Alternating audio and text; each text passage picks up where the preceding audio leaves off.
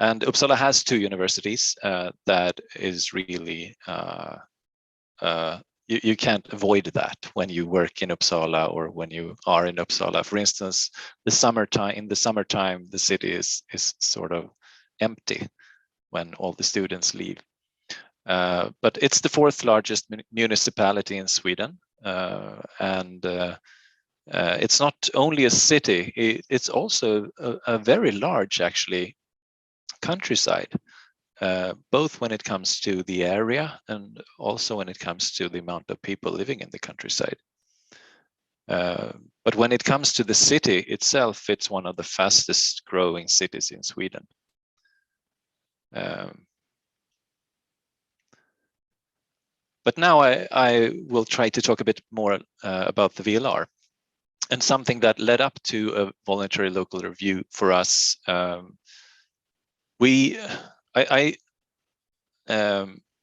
recognized ourselves in what you said, Ville. For us, it was important to create an overview for ourselves when it comes to our sustainability work.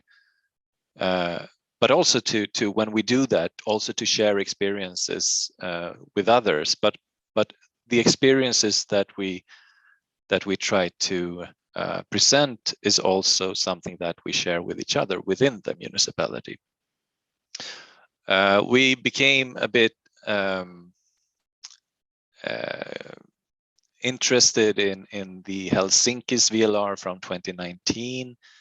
Not so much that we tried to copy it, but more like it's possible to make or to create a VLR report.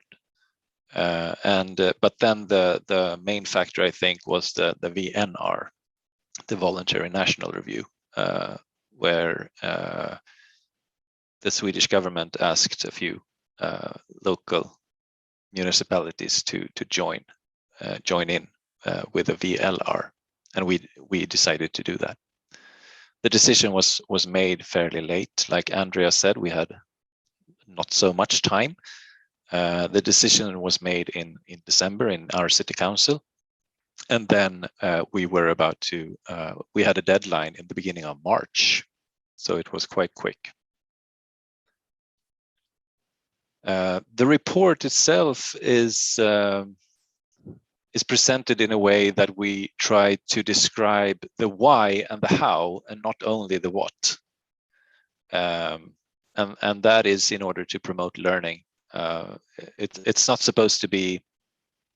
It's not supposed to be like a shopping window where we put all the nice stuff for everybody to see. But there is a point that we try to.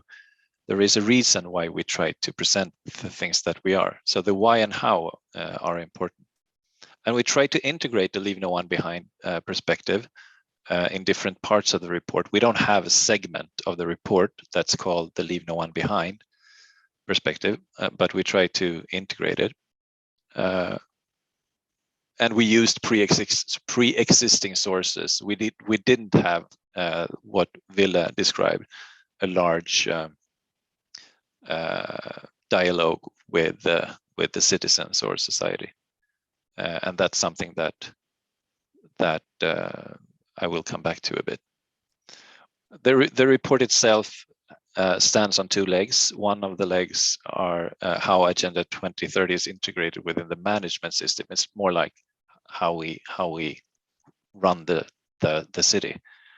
And the other part is initiatives and examples of what we have done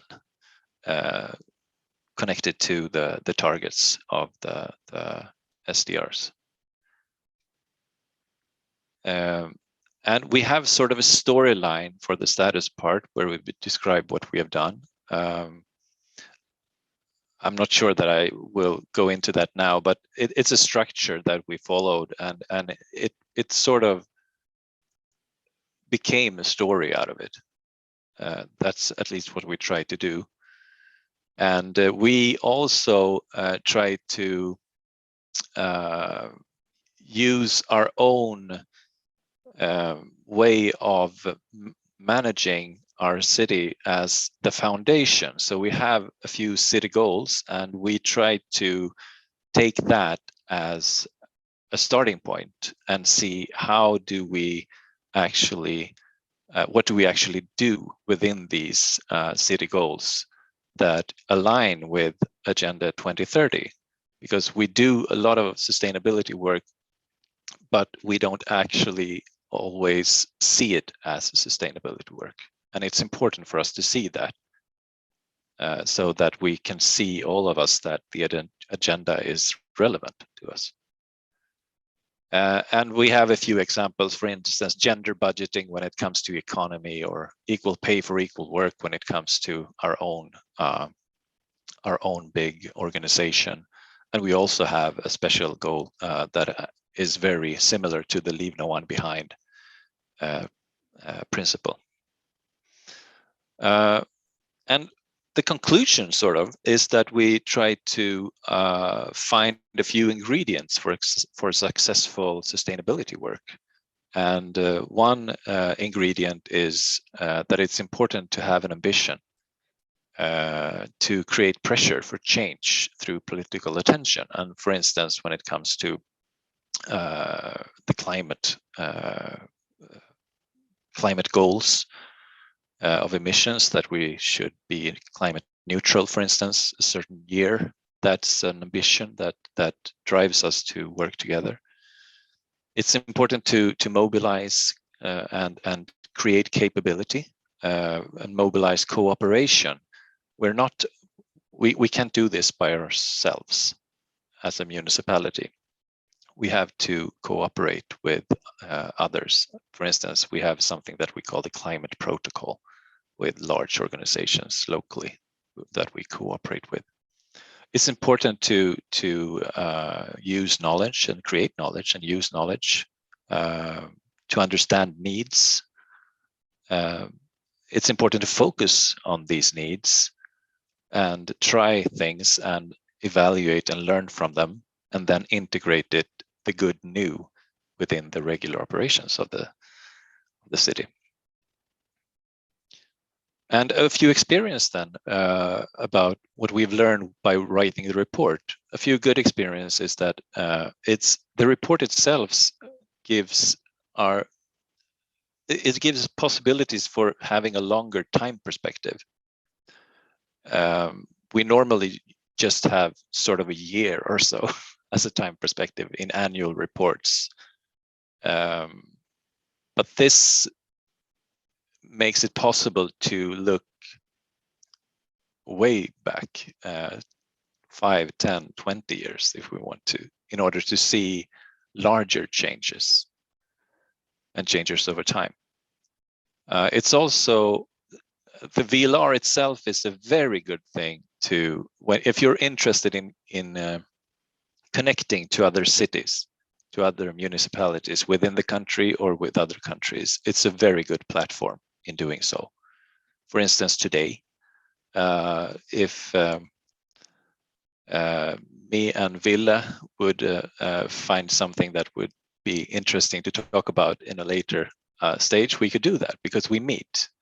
It's a very good platform. And a good experience too was that meaningful stories could be used as a tool for communication. We try to tell stories within the VLR. And that's something that we found to be pretty good to do. But then again, we need more effect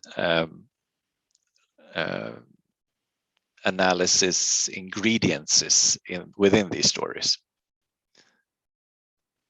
And advice for future VLR writers, if we could give ourselves advice, we would say something like this. We found it to be useful to use the local context as a framework, because it sort of, we made it ours. It's easy to relate to. We also think it was a good idea to try to show the why and use examples, because it can become very abstract when you talk about for instance, education or health or something like that. But then we also would advise anyone to start early for creating time or having time for broader participation. We didn't have that time, and we didn't have any participation really within the VLR process. We used existing materials. And then think web rather than a traditional report. We made a traditional report, but it would be more beneficial, I think, to use the web, because you can have different medias. You can have it's easier to for somebody that's interested to navigate, and you can also create new information, for instance, within participatory initiatives. I think I blew my time with a couple of minutes. Sorry about that, but that's our experience.